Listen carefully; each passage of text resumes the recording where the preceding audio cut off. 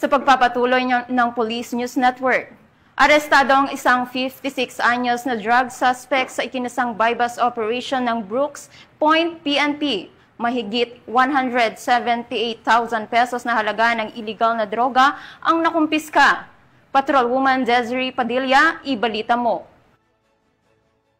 Pagpapatupad ng 7-point agenda ng Acting Chief PNP, Police Lieutenant General Jose Melancio Sr. Tates Jr. na layuning paigtingin ng kampanya laban sa illegal na droga at tiyaking ligtas ang bawat komunidad, matagumpay na naaresto ng Police Regional Office Mimaropa sa pamumuno ni Police Brigadier General Roel C. Rodolfo, ang isang bagong kilalang drug personality sa sinagawang bypass operation sa Barangay Samariñana, Brooks Point, Palawan nito lamang Oktubre taong kasalukuyan.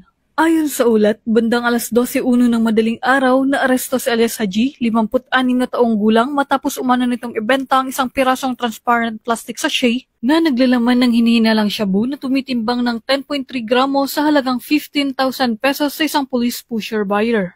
Ang operasyon ay sinagawa ng pinagsanib na puwersa ng Brooks Point Municipal Police Station at Palawan PPO Provincial Drug Enforcement Unit. Sa sinagawang karagdagang inspeksyon, na-recover pa mula sa pag-iingat ng suspect ang isa pang sachet ng hinihinalang shabu na tumitimbang ng 16.19 grams, isang sachet ng tuyong dahon ng marijuana na may timbang na 5.90 grams, ang marked money at iba pang drug paraphernalia. Umabot sa kabuuang 26.22 grams ng shabu na tinatayang nagkakahalaga ng 178,296 pesos at 5.90 grams ng marijuana na nagkakahalaga ng 600 pesos ang nakumpiska mula sa suspect.